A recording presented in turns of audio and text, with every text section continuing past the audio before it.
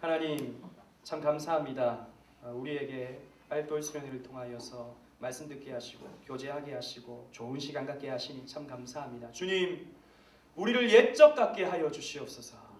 오늘의 말씀을 통하여 우리 SFC 운동원들의 심령에, 우리 알돌들의 심령에 한국교회를 향한, 교단을 향한, 교회를 향한 큰 기도를 할 수 있는 심령을 허락하여 주시옵소서. 그리하여 우리 알돌들로 인하여서 한국교회가, 또 우리 교단이, 우리 교회가 부흥할 수 있도록 하나님 축복하여 주시옵소서. 그 마음을 담아 주님께 예물을 드립니다. 이 예물 위에 주님께서 크신 축복으로 갚아 주시옵소서. 감사하오며 예수님 이름으로 기도하옵나이다. 아멘. 하나님은 민족의 위기 속에서 그 민족에 당한 상황을 슬퍼하고 눈물로 기도하는 한 사람의 기도를 통해서 하나님의 구속사를 지금까지 진행해 오셨습니다. 하나님의 유다를 향한 계획은 결코 망함으로 끝나는 것이 아니었습니다. 레위기 29장, 예레미야 29장 11절 말씀에 이미 예레미야에게 예언의 말씀을 주셨습니다. 나 여호와가 말하노라, 너희를 향한 나의 생각은 내가 하나니 재앙이 아니라 곧 평안이요 너희 장래에 소망을 주려 함이라. 또 주님께서 말씀하셨습니다. 즉 예레미야 선지자가 예언했던 예언의 주된 내용은 이제 남유다는 망한다라고 하는 예언이었습니다. 남유다는 이제 망하고 70년 동안 유다는 바벨론에 끌려가서 포로 생활을 하게 될 것이다 라고 하는 예언이 예레미야의 주된 예언이었습니다. 많은 사람들이 그래서 예레미야를 미워했죠. 우리가 뭐가 잘못했다고, 우리가 이렇게 나름대로 잘 살고 있는데 왜 너는 그렇게 흉한 예언을 하느냐 라면서 예레미야를 핍박하고 예레미야를 옥에 가두기도 하였던 것입니다. 그러나 또 예레미야가 하나님께서 주신 말씀을 백성들에게 선포했는데 너희를 향한 하나님의 생각은, 너희를 향한 망하는 너희를 향한 하나님의 생각은 재앙이 아니요 평안이요 또 장래에 소망을 주려 하는 것이다 라고 예레미야 선지자는 선포하였던 것입니다. 하나님은 이스라엘 백성들의 고난을 통해서 또 환난을 통해서 하나님을 찾게 만들고 또 그 고통 속에서 메시아를 대망하도록 하나님께서 역사해 주셨던 것입니다. 단순히 그냥 망하는 것이 아니었습니다. 단순히 그냥 아파하는 것이 아니었습니다. 단순히 그냥 망함 속에서 처절한 눈물을 흘리는 데서 끝나는 것이 아니었습니다. 그 눈물로 말미암아 하나님 도와주세요, 하나님 살려주세요, 하나님 우리를 회복시켜주세요 라고 하는 그 기도를 하나님께서 들으시고 그들에게 소망을 주시고 그들에게 회복을 주시고 그들에게 부흥을 주시고자 하는 하나님의 크고도 놀라운 계획이 그 망함 속에 들어가 있었던 것입니다. 그래서 하나님은 항상 기도하는 자들을 일으키셨습니다. 그들의 기도에 응답해 주심으로 하나님의 주권이, 하나님의 그 구속의 경륜이 한 기도하는 자를 통해서 적용되고 성취되게 해 주셨던 것입니다. 그리고 그들의 기도를 들으사 하나님은 이스라엘 백성들을 부흥시켜 주셨습니다. 부흥은 항상 한 사람을 통해서 시작되었습니다. 전 민족적인 역사로 그 한 사람의 기도로 퍼져간 것이 성경뿐만 아니라 교회사 속에 등장하는 부흥의 모습인 것입니다. 이렇게 민족적인 심령의 부흥은 한 사람의 이 기도로 말미암아서 민족으로 퍼져가고 민족의 부흥으로 말미암아서 교회가 성장하는 때로 나아갔던 것이 부흥의 모습이었습니다. 성경에 보면 민족을 바라보면서 자기만을 위하여 기도하지 않고 민족을 바라보면서 기도했던 사람이 많이 등장합니다. 첫 번째로 아브라함이 등장합니다. 조카 롯이 살고 있는 소돔과 고모라를 하나님께서 멸하신다라는 것을 아브라함은 알게 되자 하나님께 탄원을 올려드렸습니다. 우리가 잘 알죠. 주님, 그곳에 의인 50명이 있다면 어떻게 되겠습니까? 내가 망하게 하지 않겠다. 40명이 있다면 어떻게 되겠습니까? 안 하겠다.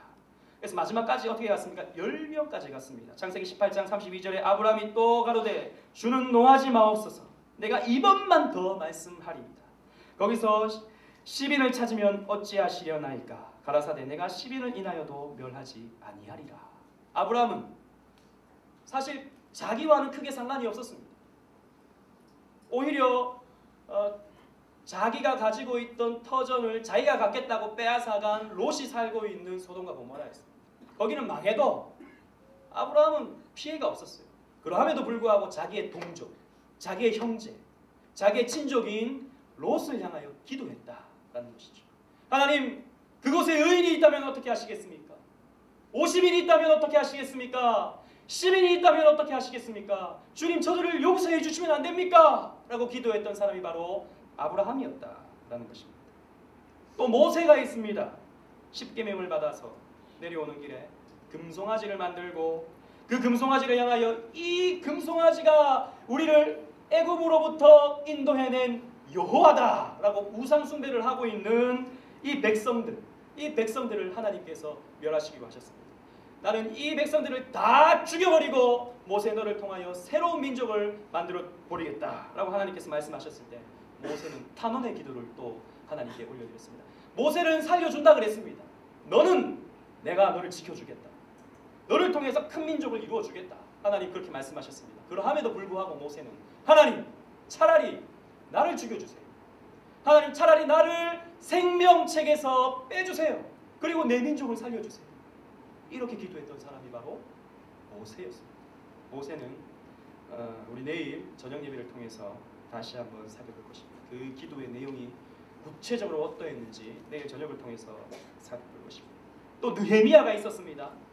느헤미야는 그 70년의 포로 생활이 끝나게 된 게 이스라엘 백성들이 잘해서가 아니었습니다. 하나님은 새로운 또 패권 국가였던 페르시아 바사 제국을 일으켜 주셔서 그 바사 제국의 왕이었던 고레스를 통하여 고국으로 돌아갈 수 있도록 하나님께서 역사해 주셨습니다. 그 가운데 1차가 스룹바벨을 중심으로 해서 돌아오고 2차가 에스라를 통해서 고국으로 돌아오고 마지막 3차 이제 느헤미야가 돌아오는데 느헤미야가 먼저 1차, 2차 갔던 고국의 소식을 들었습니다. 고국의 소식을 들었는데 그 내용이 어떠했냐면 이스라엘 백성들이 고국으로 돌아갔더니 성벽이 다 회파되고 성벽이 없으니까 여러 이방 민족들이 다 쳐들어와가지고 다시 한번 일으킬 수 있는 동력이 다 사라져버리고 이스라엘 백성들이 지쳐버려 있다. 이런 소식을 듣게 됩니다. 그때 느헤미야가 하나님께 또 기도를 합니다.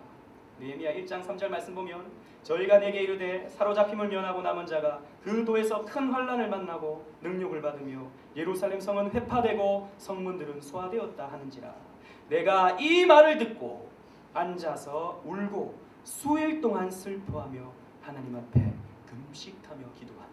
성경이 이렇게 말하고 있습니다. 느헤미야는 자기는 잘 살고 있었습니다. 그 바사 제국의 술 맡은 자로서 술을 따르는 자로서 아주 높은 참모의 위치에 있었던 사람이 이 느헤미야였습니다.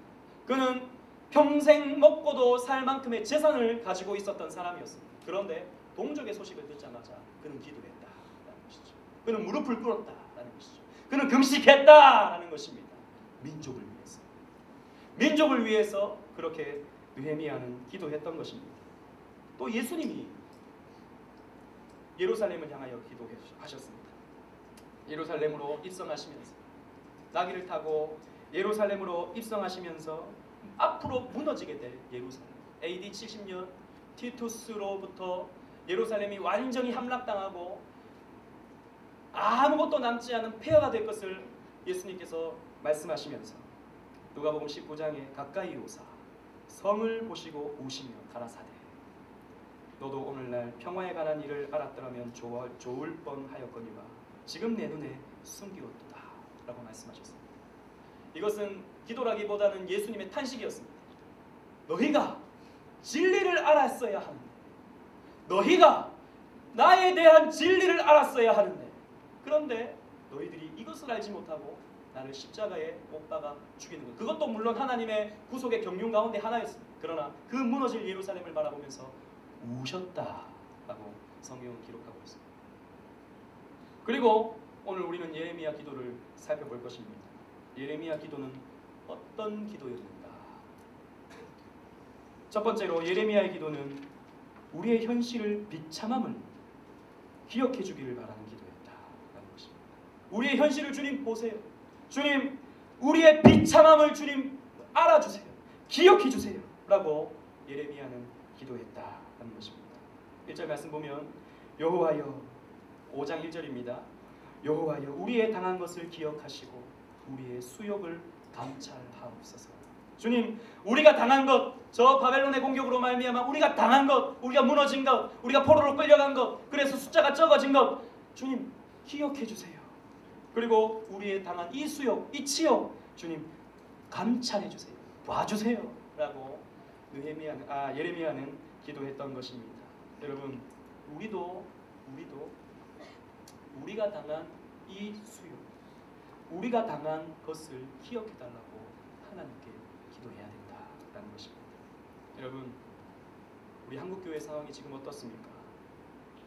아까 제가 이 예레미야가 1장에 나타나는 5가지의 지금 우리의 상황, 이 예레미야에 있었던 유다의 상황에 대해서 5가지를 말씀드렸습니다.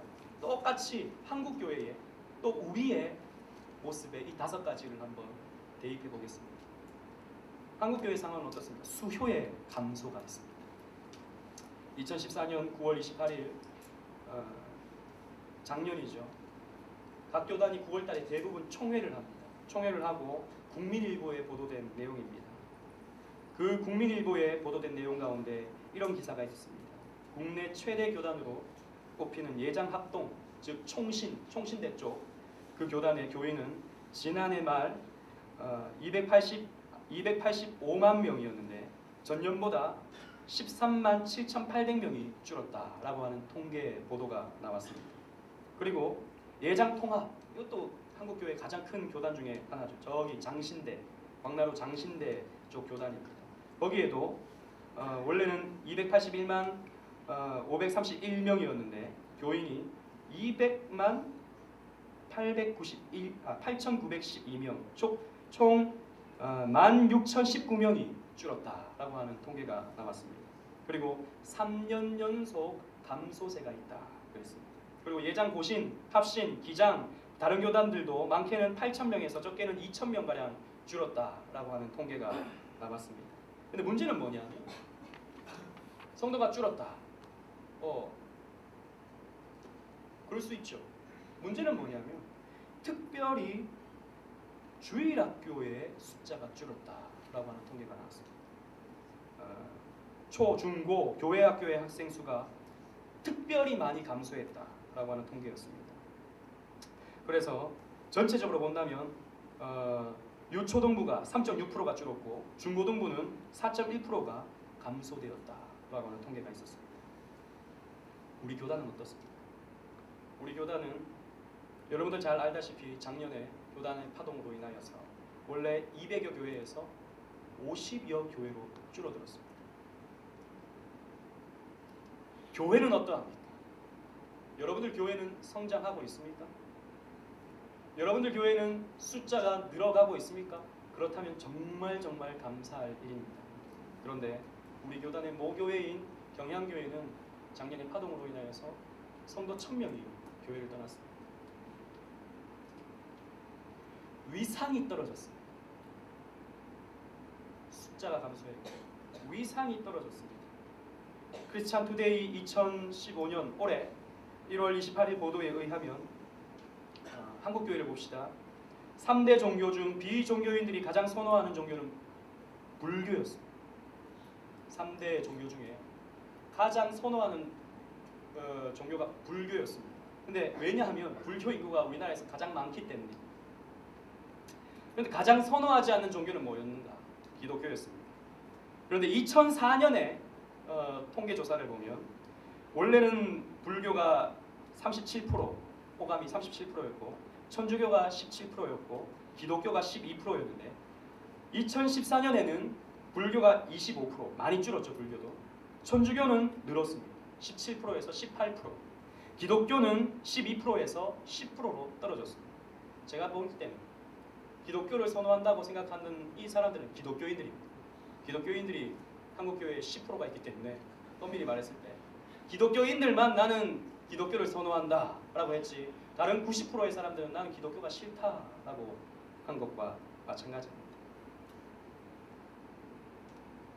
우리 교단은 어떠?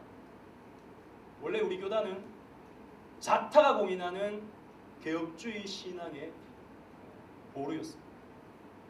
고려교단은 작지만 색깔이 있는 교단이다. 작지만 목소리가 있는 교단이다.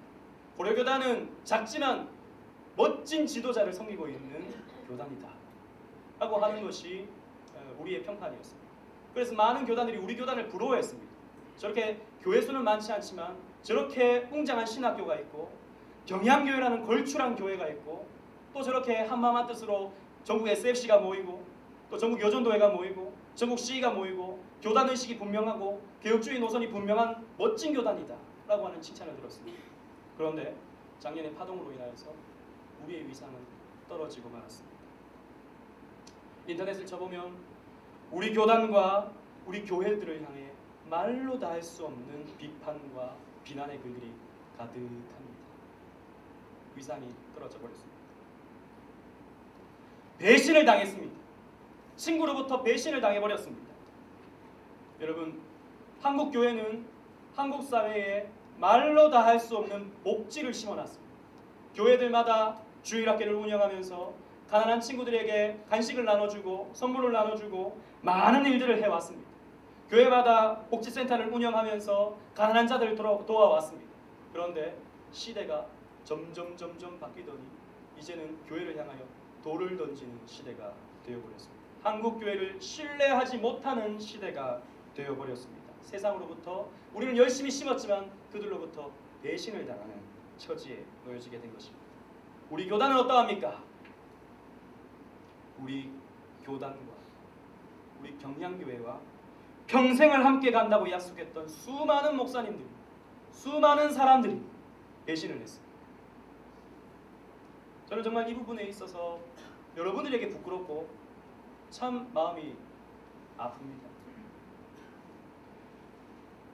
누구보다도 우리 교단을 사랑한다 라고 말했고 누구보다도 스승 목사님을 존경하고 따른다 라고 말했고 나는 그분의 영의 아들이다 라고 말했던 사람들이 한순간에 돌변하여서 스승 목사님을 향하여 돌을 던지는 그런 말도 안 되는 일이 우리 교단 안에서 벌어져 버렸습니다. 그분의 지도력이 위대하다라고 말했던 그 많은 목사님들이 그분의 지도력 때문에 우리 교단에 발전이 없었다라고 갑자기 돌변하여 그렇게 돌을 던졌습니다. 말을 하지 말든지 존경한다고 말을 하지 말든지 그냥 뒤에서 묵묵하게 있든지 그래서 변절한다고 제가 말을 안 합니다. 그런데 앞장서가지고 우리 스승님 했던 그 많은 목사님들이 우리 교단을 향하여 스승을 향하여 우리 신학교를 향하여 우리 교회들을 향하여 돌을 던지는 말도 안 되는 일이 우리 교단 안에 벌어지게 된 것입니다. 그분이 나에게 유익을 줄 때는 그분이 나에게 뭔가 해줄 때는 그분은 나에게 위대한 스승입니다. 이제는 나에게 걸림돌이 되니까 그분을 따라갔다가는 여러 사람들로부터 비난을 받게 되고 여러 사람들로부터 피해를 받게 되니까 오해를 받을 수 있으니까 이제는 난 그분을 모른다 라고 말해요. 배신을 하게 된 것입니다.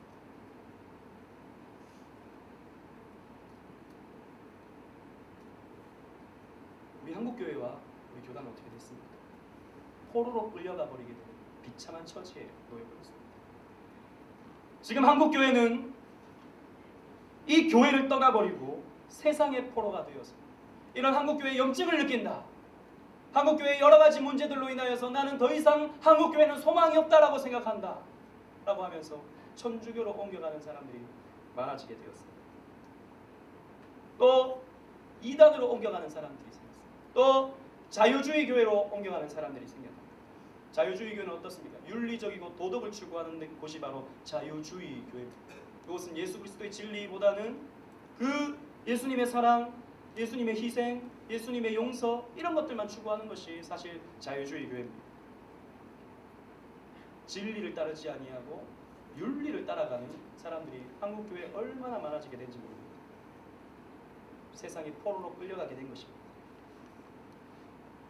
우리 교단과 교회는 어떻습니까? 수많이 떠나가 버린 사람들, 왜곡된 정보에, 과장된 정보에 현혹되어서 마치 그게 옳은 것처럼 거기에 포로로 끌려가 버리게 된 그래서 새로운 교회를 한다고 하고 새로운 교단을 한다고 하고 새로운 신학교를 한다고 포로로 끌려가 버리게 된 그런 비참한 상황 가운데 우리가 놓여지게 된 것입니다. 한국교회는 잃어버린 여호와 신앙의 모습을 가지고 있습니다. 여호와 신앙에 대한 그 열심이 사라져버리게 되었다는 것입니다. 한국교회는 지금 자유주의, 신비주의, 기복주의, 성장제일주의에 빠져버렸습니다. 사람들을 모으려고 애를 쓰다 보니 자유주의와 손을 잡습니다. 사람들이 좋아하는 거 합니다. 사람들이 재밌어하는 거 합니다. 예배 고리타분하게 하니까 이제는 재밌게 좀 예배 드리자 라고 해서 예배 순서를 없애버리고 설교는 짧게 하고 뭔가는 재미있는 퍼포먼스를 하기를 좋아합니다. 세상에 빠져버려 여호와 신앙을 잃어버렸다는 것이죠. 고려파 반고소의 정신을 사람들이 잃어가고 있습니다. 고려파는 원래부터 반고소 정신입니다. 원래 한상동 목사님이 초량교회를 담임할 때부터 교회 안에 분란이 있을 때 성도 간에 불신법정 서지 아니하고 자기가 오히려 희생하면서 불의를 당하면서 성도 간에 고소하지 않는 것이 반고소 정신입니다. 그런데 우리 교단에 어떤 일이 일어나 버렸습니까? 고소와 이 세상 법정 앞에 서게 되는 비참한 일이 얼마 전에 벌어지게 된 것입니다. 모함을 하고 없는 것도 만들어내고 있는 것은 부풀려내어서 사람들에게 공개를 하고 이만큼 있는 것들 과장하여서 세상 법정에 고소를 하였습니다.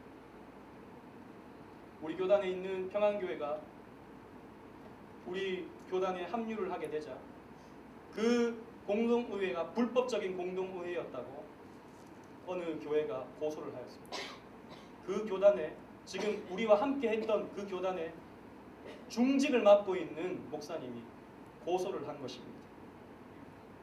반고소 고려파의 정신이 사라져버리고 여호와 신앙이 사라져버리고 아주 비참한 아주 안타까운 현실이 아닐 수 없습니다. 오늘날 우리의 신앙의 모습은 어떠합니까? 참 개혁주의 신앙을 상실해버린 참 하나님 절대 주권주의를 상실해버린 자기 소견에 옳은 대로 자기 신앙생활 하고 싶은 대로 나한테 참견하지 말고 내 신앙은 내가 알아서 할 테니까 그냥 놔두세요 라고 말해버리는 그런 시대가 아닌가 저는 생각하게 됩니다. 마치 예레미야가 남유다가 멸망했을 때 탄식했던 것 같은 똑같은 상황을 우리는 오늘 현실에 대입해 볼 수 있는 것입니다. 여러분 그때 예레미야 기도 그 비참함이 나의 죄 때문이다. 우리 죄 때문이다 라는 것을 하나님께 고백하며 회개의 기도를 했습니다. 6절 7절 말씀을 우리 다 같이 한번 읽어보도록 하겠습니다. 5장 6절 7절 말씀 시작.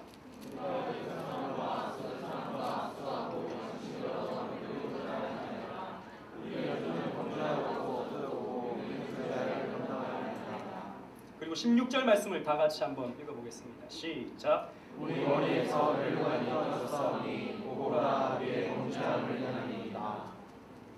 예레미야는 이런 일이 왜 벌어졌는가? 이러한 사태가 왜 벌어졌는가? 우리의 범죄함 때문이다 라고 고백했습니다. 우리가 시대 흐름에 발맞추지 못했습니다 라고 말하지 않았습니다. 우리가 지혜가 부족했습니다 라고 말하지 않았습니다. 정치적인 식견이 부족했습니다 라고 말하지 않았습니다. 우리 범죄함 때문입니다 라고 말했습니다. 여러분 바로 다나이 망하게 되는도다 라고 하는 탄식이 저와 여러분들에게 있어야 하는 것입니다. 평양에 1907년에 대부흥이 일어났습니다. 1907년 1905년에 을사조약이 체결되고 1910년에 한일 합방이 됩니다. 그때 1907년 그래서 민족적 자존심이 다 무너져 버리고 먹을 것이 없어 가난에 굶주려 있던 한국의 조선에 하나님께서 부흥을 가져다 주셨습니다. 그 부흥이 어떻게 일어났는가? 그때 당시는 평양을 중심으로 해서 부흥사경회가 일어났습니다. 부흥사경회. 사경회라고 하면 40일 동안 말씀을 나누는 40일 동안 말씀 공부를 하는 그런 집회였습니다. 당시에는 농사를 짓다 보니까 겨울에는 할 것이 별로 없었어요. 그래서 한 달 동안 40일 동안 우리가 말씀을 연구하자라고 해서 한 2,000명이 되는 사람들이 평양에 이 장대현 교회에 모여서 하나님 말씀을 공부했습니다. 마지막 날 밤이었습니다. 마지막 날 밤에 이 기도회를 인도하던 길선주 장로가 이렇게 고백했습니다. 나는 아간과 같은 자입니다. 나는 아간과 같은 자입니다. 아간이 어떤 사람입니까? 그 아이성을 점령에 들어갈 때 여리고성의 전리품을 챙겼다가 하나님은 그 모든 것들 다 버리고 불태워 없애버리라고 했는데 전리품을 챙겨놨다가 아이성의 패배를 자초해버린 초래해버린 사람이었습니다. 나는 아간과 같은 자입니다 라고 길선주 장로가 그렇게 고백했습니다. 이때는 길선주 장로가 신학 공부를 하고 있을 때였습니다. 목사가 되기 전이었기 때문에 장로였습니다. 나 때문에 하나님께서 우리를 축복해 주시지 않습니다. 나는 1년 전 죽은 친구의 유언을 지키지 못하고 돈을 훔쳤습니다 라고 고백했습니다. 1년 전에 친구가 병으로 인해서 죽게 되고 내 재산을 좀 정리해서 내 아내와 내 자식들에게 좀 전달해 주라고 하는 일을 맡았었는데 이 길선주 장로가 그 일을 처리하면서 약 100불 정도 되는 돈을 챙겼다고 합니다. 그때 당시 100불이 어느 정도 되는 금액인지 우리 확실히 알 수는 없지만 그래도 꽤 컸던 돈이었던 것 같습니다. 아무튼 자기의 죄를 토로하면서 내 죄 때문에 우리 민족이 이렇게 아픔을 당합니다. 내 죄 때문에 우리 교회가 이런 아픔을 당합니다. 내 죄 때문에 하나님이 우리를 축복하시지 않습니다. 나는 아간과 같은 자입니다 라고 탄식하며 고백했을 때 여러 사람들이 나도 죄를 지었습니다 라고 하면서 그 죄를 고백하기 시작했습니다.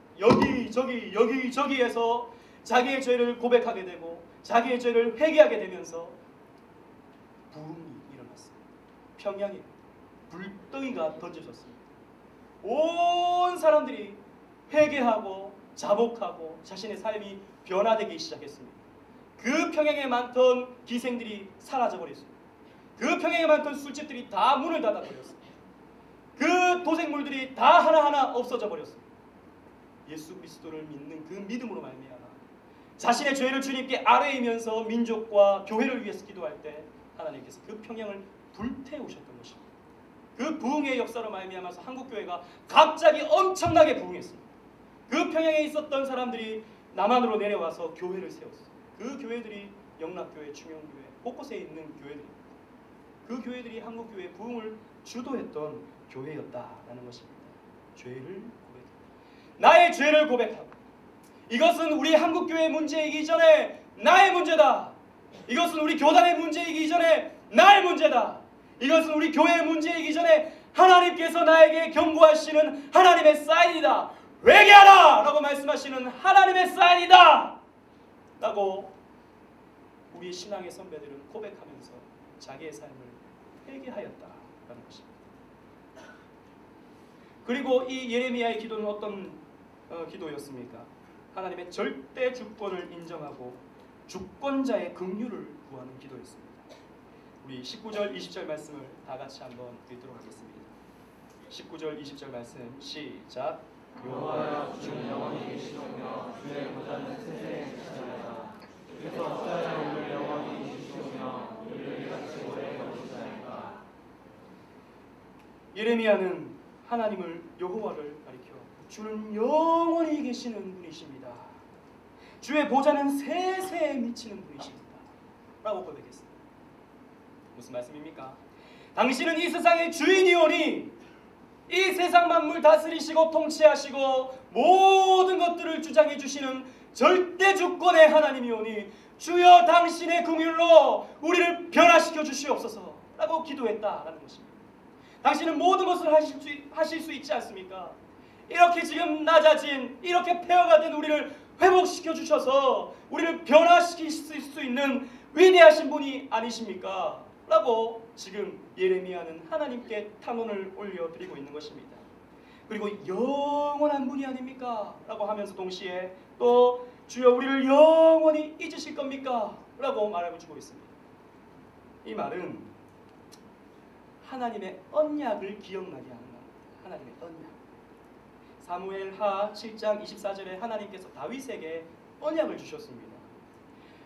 다윗이 하나님께 내가 주님 성전을 지어드리겠습니다 라고 주님께 고백했을 때 하나님께서는 됐다. 너는 너무 피를 많이 흘린 자다. 내가 너의 아들 솔로몬을 통해서 성전을 짓게 하겠다 라고 말씀해 주시면서 그래도 그 마음이 너무 기뻐서 다윗에게 언약을 주셨습니다. 그 언약이 무슨 내용입니까? 사무엘하 7장 24절에 주께서 주의 백성 이스라엘을 세우사 영원히 주의 백성을 삼으셨사오니 여호와여 주께서 저희 하나님이 되셨나이다. 하나님이 뭐라고 말씀하셨냐면 내가 영원히 너희들의 하나님이 되어주겠다. 그리고 영원히 내가 너희들을 보살펴주겠다 라고 말씀하셨습니다. 예레미야가 주는 영원하신 분이 아니십니까? 라고 말하는 것은 이 다윗의 언약을 기억나게 한다라는 것입니다. 주님 영원히 우리를 지켜주신다고 말씀해 주시지 않으셨습니까? 영원히 우리 하나님이 되어주신다고 말씀해 주시지 않으셨습니까? 주님 그 언약 주님 내가 붙듭니다. 당신의 그 언약을 붙드오니 주여 우리를 긍휼히 여겨 주시옵소서 라고 지금 예레미야는 주님께 기도하고 있는 것입니다. 회복을 위한 기도, 영원히 지켜달라는 기도. 주님께서는 이 세상의 주인이시기 때문에 모든 것을 하실 수 있기 때문에 그 주인께 모든 것을 의탁하고 이루시기를 바라는 기도를 예레미야는 했던 것입니다. 그리고 예레미야 기도의 특징이 무엇입니까? 앞으로의 삶을 결단하는 기도를 했다는 것입니다. 우리가 읽었던 21절 말씀을 보면 여호와여 우리를 주께로 돌이키소서 그리하면 우리가 주께로 돌아가겠사오니 라고 했습니다. 주님 우리를 돌이켜 주시옵소서. 옛적 다윗의 때와 같이 부흥시켜 주시옵소서. 강한 나라가 되게 하여 주옵소서. 하나님의 나라가 되게 하여 주옵소서. 성장하는 나라가 되게 하여 주옵소서. 부흥하는 나라가 되게 하여 주옵소서. 멋진 나라가 되게 하여 주옵소서. 그리하면 우리가 주님을 잘 섬기겠습니다 라고 지금 기도하고 있는 것입니다. 옛적 같게 해달라고 하는 기도였습니다. 회복과 부흥이었습니다. 여러분 우리는 옛적 같아야 역사는 반복됩니다. 역사는 계속해서 반복되어지고 그 역사를 통해서 하나님은 우리에게 교훈을 주십니다. 성경 역사를 통해서도 그러하고 인생 역사를 통해서도 그러합니다. 여러분 우리는 신앙의 선배들을 배워야 합니다. 우리 신앙의 선배들은 뜨거웠습니다. 우리 신앙의 선배들은 정말 뜨거웠습니다. 미국 교회가 따라가지 못할 정도, 저 유럽 교회가 따라가지 못할 정도로 열심이었습니다. 그래서 새벽 기도를 주님께 드리기를 기뻐했습니다. 수요밤 예배로 모이기를 기뻐했습니다. 금요밤 기도회로 모이기를 기뻐했습니다. 시간이 나면 날수록 모여서 기도하고 흩어지면 전도하는 것이 이 신앙의 선배들의 모습이었습니다. 오늘날 모습은 어떠합니까? 오늘날 모습은 어떠합니까? 모이기를 싫어하는 시대가 되었습니다. 바쁘다는 핑계로, 내가 해야 할 일들이 많다는 이유로, 내가 지금 미래를 준비하기도 바쁜데 내가 기도할 시간이 어딨냐? 라고 말하기를 좋아합니다. 우리는 옛적 같아야 된다는 것입니다. 우리의 예배는 뜨거웠습니다. 찬양을 할 때 뜨거웠어요. 제가 요즘에 참 회복하고 싶은 것은 우리의 찬양의 회복이 있어야 되겠다라고 생각합니다. 찬양할 때 우리가 좀 뜨거워야 됩니다. 찬양할 때 우리의 가슴이 좀 벅차야 되는데, 찬양할 때 우리의 목소리를 다해서 주님을 찬양해야 되는데, 요즘에는 찬양을 동냥하는 듯한 모습이 참 안타깝습니다. 그냥 입술을 벌려주는 것, 아니 입술을 벌리지도 않고 찬양을 그냥 듣기만 하는 사람들을 보면 정말 저는 슬프기도 하고 또 화가 나기도 하고 그렇습니다. 우리가 찬양을 회복해야 돼요. 지난번 이 동기 수양회 때 석견 목사님께서 그런 말씀하시지 않았습니까? 예전에 SFC 동기 수양회로 모이면 교회 지붕이 떠나갈 듯하게 그렇게 힘있게 찬양을 했었다. 여러분들도 힘있게 좀 찬양을 하자 라고 말하지 않았습니까? 그런데 왜 우리의 목소리는 힘이 없습니까? 왜 우리의 목소리에는 박력이 없습니까? 힘이 있어요. 뜨거워야 된다는 것입니다. 수양회가 뜨거워야 됩니다. 말씀 듣는데 뜨거워야 하고 기도하는데 뜨거워야 하고 우리의 여러 가지의 모임들이 뜨거워야 됩니다. 제가 목사 안수를 받을 때 우리 이지한 목사님하고 같이 제가 목사 안수를 받았는데 그때 서건태 목사님께서 저에게 이런 말씀을 주셨습니다. 저희가 교양교에 있으니까 목사님, 강 목사님 교회를 뜨겁게 해주세요 라고 말씀을 해주셨습니다. 제 힘으로 됩니까? 무슨 말씀인지 제가 잘 알죠. 참 저도 모르고 싶습니다. 저는 뜨거운 목사가 되고 싶습니다. 여러분들도 뜨거운 운동원들이 되기를 바랍니다. 네. 여러분 이왕에 우리가 SFC 운동을 하는데 저는 뜨거워지기를 바랍니다. 우리 신앙의 선배들이 그러했던 것 같이 뜨겁게 찬양하고 뜨겁게 전도하고 뜨겁게 말씀 읽고 뜨겁게 기도하고 뜨겁게 모든 일들을 해나가는 우리 SFC가 되었으면 좋겠습니다. 네. 또 우리가 회복해야 될 것이 무엇입니까? 우리가 돌아가야 할 것이 무엇입니까? 우리가 옛적 같아야 할 것이 무엇입니까? 숫자의 풍성함입니다. 숫자의 풍성함. 여러분 살아있는 교회는 살아있기 때문에 성장할 수밖에 없습니다.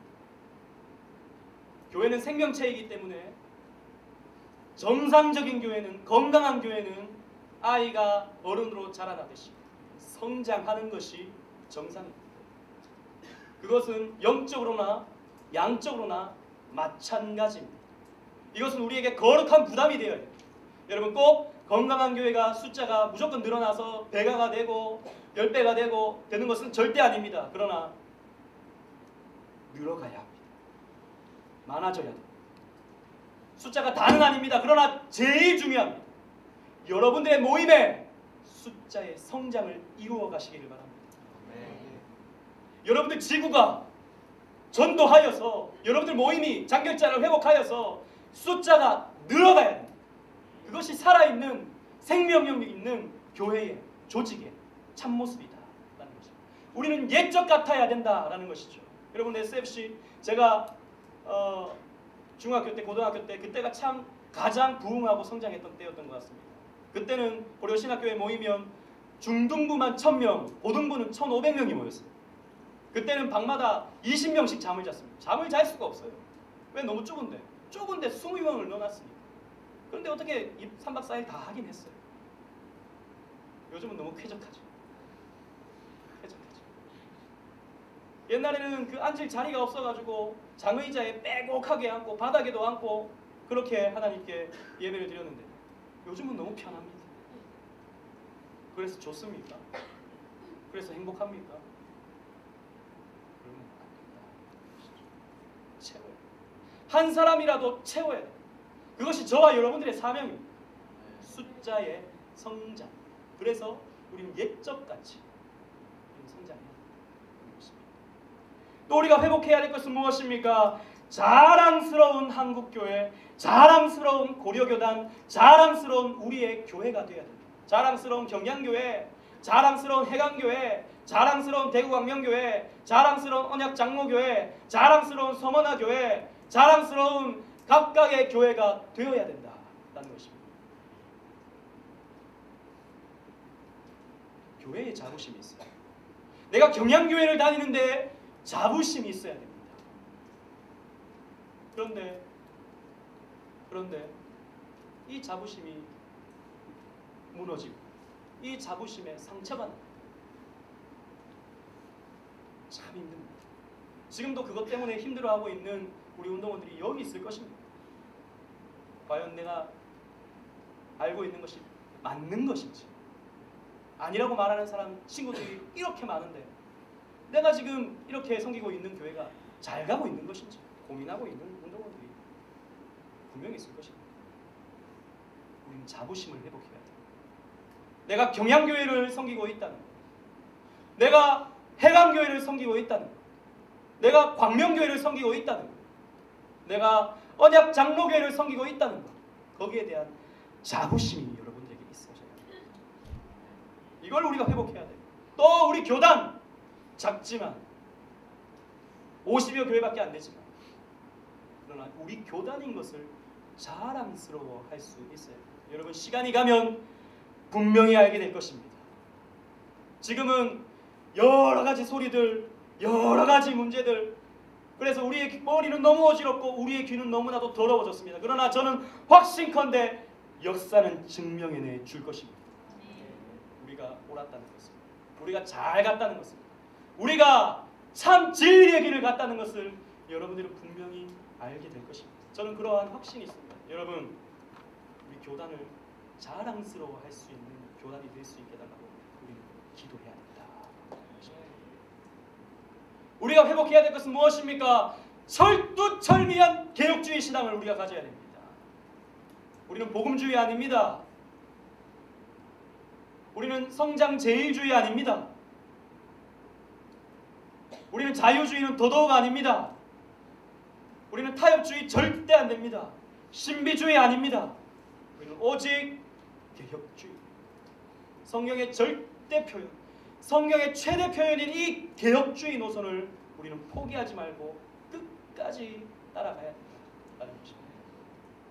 하나님 절대 주권을 바라보고 또 인간의 책임, 그래서 신행일치를 이루어갑니다. 하나님이 다 하시니까 그냥 하나님께 맡겨드리는 게 아니라 하나님이 오늘날 기도하는 나를 통해서 당신의 구속사를 이루어 가신다라고 하는 믿음을 가지고 기도하고 전도하고 여러 가지의 봉사를 감당하는 저와 여러분들이 되어야 된다. 그게 개혁주의 신앙입니다. 라는 것입니다. 여러분, 누가 지금 이 민족을 위해서, 이 한국교회를 위해서, 누가 이 교단을 위해서, 누가 우리 교회를 위해서 기도해야겠습니까? 바로 저와 여러분들이 아니겠습니까? 우리 SFC 선배들은 나라와 교단과 또 교회를 위해서 정말 뜨겁게 기도했던 선배들입니다. 1930년에 신사참배를 반대한다는 이유로 평양신학교가 폐교가 됐습니다. 1930년. 평양신학교는 미국의 보수주의 선교사들이 세운 신학교였습니다. 그래서 개혁주의라고 하기에는 조금 어려움은 있지만 그러나 보수적이고 근본주의적인 말씀을 가르쳤던 건전한 신학교였습니다. 거기에서 여러분들 잘 아시는 주기철 목사님, 한상동 목사님, 아까 우리 얘기했던 길선주 목사님, 손양원 목사님, 그런 한국교회 1세대 목사님들이 그 평양신학교에서 장로교 평양신학교에서 배출이 되었습니다. 그런데 신사참배를 반대한다는 이유로 1930년에 폐교가 되었습니다. 그리고 1938년 9월 10일 총회에서 장로교가 신사참배는 종교의식이 아니고 국가의식이다 라고 해서 신사참배를 하도록 결의를 했습니다. 제일 마지막, 그나마 제일 마지막, 천주교며 구세군이며 또 감리교며 성결교며 또 침례교며 이런 이 교단들은 다 이미 신사참배를 하고 있었습니다. 그러나 끝까지 반대가 심했지만 또 여러 가지의 갈등들이 있었지만 결국에는 1938년 9월 10일에 장로교도 신사참배를 결의하였습니다. 그로 인해서 그런데 이것을 또 반대하는 신사참배 자체를 반대하던 주기철 목사님, 한상동 목사님, 손양원 목사님 등 수많은 믿음을 지켰던 목사님들이 투옥이 되었습니다. 그리고는 1940년에 서울에 자유주의 신학자, 좌경화된 프린스턴 신학교를 나왔던 김재준 박사가 서울에 와서 신학교를 시작했어요. 이 신학교는 일본 교회가 일본이 지원해주는 신학교였어요. 자유주의 신학교, 조선 신학교, 지금으로 말하면 한신대입니다. 한신대가 바로 이 조선 신학교 뿌리를 두고 있습니다. 이 조선 신학교가 개교가 되었습니다. 그런데 1945년 8월 15일에 해방이 되었습니다. 그리고 이 해방과 함께 한상동 목사님, 손양원 목사님이 감옥에서 나오게 되었습니다. 주기철 목사님은 감옥에서 순교를 이미 하셨죠. 그러면서 이제 한국교회에 회개운동을 이 손양원 목사님과 또 한상동 목사님이 일으키신 겁니다. 1945년 이 해방이 되자마자 9월 20일에 총회가 모였습니다. 장로교가. 그때는 장로교가 하나밖에 없었습니다. 총회가 모여가지고 이 한상동 목사님, 손양원 목사님을 중심으로 해서 교회 재건 5대 원칙을 발표했습니다. 이제 한국교회가 다 무너졌었는데, 신사참배로 인하여서 다 무너졌었는데 우리가 교회를 재건하자, 회복하자, 5대 원칙을 발표했습니다. 그 5대 원칙 중에 첫 번째가 철저한 회개 자복함. 이 목사들이 또 장로들이 시사참배에 동조하고 시사참배를 했던 목사와 장로들이 철저한 회개와 자복을 하며 권징 후에 사역에 임하도록 하자. 두 번째가 그렇게 권징을 받게 된다면 최소한 2개월 동안 휴직을 하자. 그리고 목사나 장로가 권징 중이면 집사가 그 예배를 인도하도록 하자라고 했습니다. 그리고 뭐 두 가지가 더 있습니다. 그런데 이에 많은 신사참배를 따라갔던, 신사참배를 했던 목사님들이 반대를 했습니다.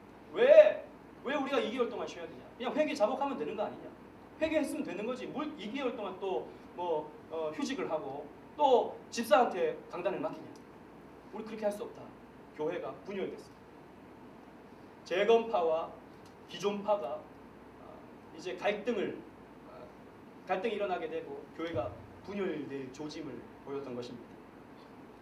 그러다가 1946년, 그러니까 해방이 되고 1년이 지나서 9월 20일에 우리는 저 자경화된 자유주의로 물든 조선신학교를 인정할 수 없고 한상동 목사님과 손양원 목사님을 중심으로 해서 부산에 고려신학교를 만들겠다. 우리는 조선신학교를 인정할 수 없으니까 부산에 고려신학교를 만들겠다라고 해서 고려신학교를 만들었습니다. 그런데 이 대부분의 신사참배를 주도했던, 신사참배를 해왔었던 목사님들이 봤을 때는 이 조선신학교를 반대하고 부산에 고려신학교를 만들고 또 한국교회 보고 자꾸 회개하라. 너희들 왜 회개하지 않느냐? 말로만 회개했다고 하지 말고 몸으로 모이고 권징을 받아라 라고 하는 이 한상동 목사님이나 손양원 목사님이 눈에 가시처럼 보였던 것입니다. 그래서 고려신학교를 인정해주지 않았습니다. 장로교 신학교, 그리고 이 교단에 속한 신학교로 인정해주지 않았습니다. 그러다가 나중에 1952년에 한상동 목사님과 손양원 목사님을 중심으로 해서 또 한국의 정통성 있는 또 분명한 신앙의 줏대가 있는 목사님을 중심으로 해서 고려신학교를 인정해라, 고려신학교를 교단 직영신학교로 인정해라 라고 하는 요청이 있었습니다. 그러나 장로교가 깨끗하게 반대했습니다. 고려신학교는 우리 총회 신학교가 아니다 라고 선을 확 그어버렸습니다. 그래서 어쩔 수 없이 거기에 대한 반대로 한상동 목사님과 손양원 목사님과 또 그 목사님을 따르는 경남 지방에 있던 목사님들을 중심으로 해서 고려파 교회가 탄생됐던 것입니다. 이 어간에 이러한 한국교회가 진행되어지고 있는 이 어간에 1946년, 즉 해방이 되고 고려신학교가 만들어질 어간에 1946년 10월경에 한명동 목사님, 한상동 목사님의 동생입니다. 한명동 목사님이 심호하시던 부산 제1영도교회에 학생들이 모였습니다. 학생들이 모였는데 그 기도의 내용이 뭐였냐면 신사참배로 더럽혀진 조국교회의 회개와 부흥을 위한 기도를 학생들이 하기 시작했던 것입니다. 이 기도 모임은 조국과 조국교회의 개혁을 위해 자신이 먼저 회개하자라고 하는 예레미야의 기도였습니다. 그리고 내가 먼저 개혁되자라고 하는 학생 자발적인 기도 운동이었습니다. 이렇게 시작한 기도 모임은 1947년 1년이 지나서 학생 신앙 협조회로 모이기 시작했고 1948년 또 1년이 지나서 부산의 고려신학교에서 155명이 모여서 수양회를 함으로 이 학생 신앙 운동이 일어나기 시작했던 것입니다. 그리고 1952년 전국대회로 모이기 시작했습니다. 전국의 이 고려파의 정신을 따르고자 하는 학생들 모여라. 그때는 분열되기 전입니다. 분열되기 바로 직전에 이 고려파 정신을 가지고 있던 학생들이 전국적으로 모이기 시작했습니다. 그때 저는 이 글을 참 좋아합니다. 학생신앙운동 전국대회를 개최하게 된 동기라는 글을 발표했습니다. SFC에서. 그 내용은 이렇습니다. 여러분 잘 들어보시기 바랍니다. 이 폐허로 화한 땅덩어리 속에서 새 생명은 움직인다. 조국과 교회의 현실을 비관하고 물러설 자는 물러서라. 그러나 그 옛날 이스라엘 민족을 홍해 앞에서 살리신 전능하신 여호와 하나님은 지금도 살아계신다. 이제 한 음성이 하늘로서 들리니 신앙의 동지여 굳게 일어서라. 하늘로 귀를 기울이라. 참된 주의 음성을 피로 짓밟힌 이 제단과 피로 물들인 조국의 가슴에 전할 자 그 누구인가? 사랑하는 동지여, 실로 우리 자신이 아닐 수 없다. 우리는 과거 6년간 아무 소리 없이 이 생명을 위한 운동을 주의 위대한 은혜로 이루어왔다. 한때 주의 권능과 열로 이 시련의 역사를 승리로 우리는 굴복시켰다. 동지여, 이제 우리는 전국대회의 필요성을 필연적으로 확신한다. 학생신앙운동 전국대회란 이 이름이 필요가 아니라 이 속에 권능과 능력과 섭리로 역사하시는 여호와의 뜻을 받들기 위함이다. 의인 10사람. 이는 소돔과 고모라에 필요한 제물이었다. 그러나 이 슬픈 조국의 제단에는 한 사람의 제물도 찾아볼 수 없으니 실로 한심한 조국의 제단이 아니었습니다. 동지여, 우리는 철석 같은 믿음과 힘과 열로 단결해야 한다.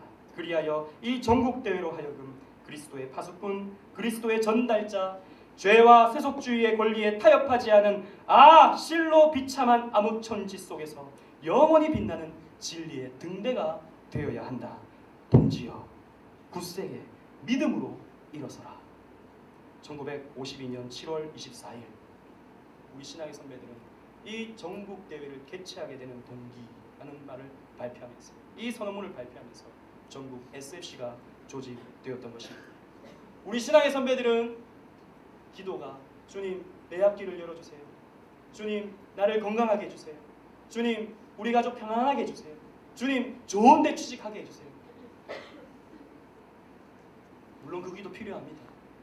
물론 그 기도 해야 됩니다. 그러나 우리 SFC의 선배들의 기도는 그런 개인적인 기도보다 훨씬 더 크고 훨씬 더 넓고 훨씬 더 깊었습니다. 왜 우리의 기도는 왜 그렇게 좁습니까? 왜 우리의 기도는 그렇게도 이기적입니까?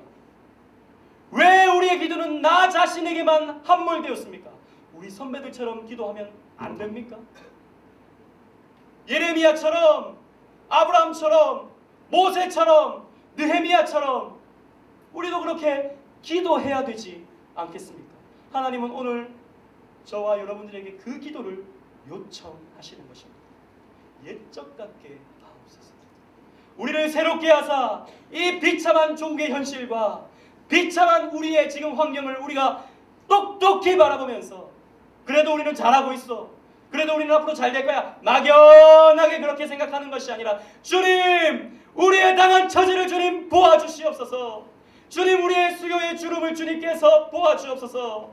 주님 우리의 지금 이 떨어져버린 위상을 보아주옵소서. 주님 우리의 이 애통하는 마음을 보아주옵소서. 주님 우리를 새롭게 하사 옛적 같게 하옵소서라고 하는 기도하는 한 사람이 지금 여기에 필요한 것입니다. 신앙의 선배들은 그렇게 기도했던 것입니다. 우리 신앙의 선배들은 그렇게 조국과 교회와 교단을 위해서 기도해 왔던 것입니다. 우리도 그렇게 해야 함이 마땅하지 않겠습니까? 칼빈은 이 예레미야 애가를 주석하면서 마지막에 이렇게 기도 글을 덧붙였습니다. 제가 이 글을 읽고 우리 함께 기도하는 시간을 갖고자 합니다. 칼빈의 기도입니다. 전능하신 하나님, 저희는 오늘날 당신의 몸된 교회가 심하게 고통당하는 것을 보니 저희로 하여금 눈을 들어 저희가 지은 죄를 직시하게 하옵소서. 그리고 주님의 영광스러운 보좌 앞에 겸손해져서 저희들로 하여금 죽음 한가운데 처하게 될지라도 생명을 바라보는 것처럼 끊임없이 소망을 갖도록 하옵소서. 이러한 확신이 저희의 입을 열게 하사 우리의 주이신 그리스도 안에서 당신의 이름을 용감하게 부르게 하옵소서. 아멘 라고 칼빈은 기도했습니다. 이 기도가 우리의 기도가 아닌가, 이 기도가 하나님께서 지금 우리에게 요청하시는 기도가 아닌가 라고 저는 생각합니다. 우리 찬양 하나 하도록 하겠습니다. 사망의 그늘에 앉아 울고 있는 나의 형제들, 고통의 멍에에 매여 울고 있는 나의 자녀, 절망과 굶주림에 갇힌 저들은 내 마음의 오랜 슬픔, 나는 이제 일어나 저들의 멍에를 꺾고 눈물 씻기길 원하는데 누가 내게 부르짖어 저들을 구원케 할까? 누가 나를 위해 가서 나의 사랑을 전할까? 우리 주님께서 우리에게 하시는 말씀인 것입니다. 우리 찬양하면서 우리 함께 기도하시도록 하겠습니다. 사망의 그늘에 앉아 죽어가는 나의 백성들, 절망과 굶주림에 갇힌 저들은 내 마음에 오랜 슬픔, 고통의 멍에에 매여 울고 있는 나의 자녀들, 나는 이제 일어나 저들의 멍에를 꺾고 눈물 씻기길 원하는데 누가 내게 부르짖어, 누가 내게 부르짖어 저를 구원케 할까? 누가 나를 위해 나의 사랑을 전할까? 나의 사랑을 전할까? 나는 이제 보기 원하네. 나의 사냥을 사랑하는 그날, 기쁨 찬송 소리 하늘에 웃음소리로 가득한 그날. 다시 한번 찬양하십시다. 사망의 그늘에 앉아 사망의 그늘에 앉아 죽어가는 나의 백성들, 절망과 굶주림에 갇힌 저들은 내 마음에 오랜 슬픔, 고통의 멍에에 매여 울고 있는 나의 자녀들, 나는 이제 일어나 저들의 멍에를 꺾고 눈물 씻기길 원하는데 누가 내게 부르짖어, 누가 내게 부르짖어 저들을 구원케 할까? 누가 나를 위해 가서, 누가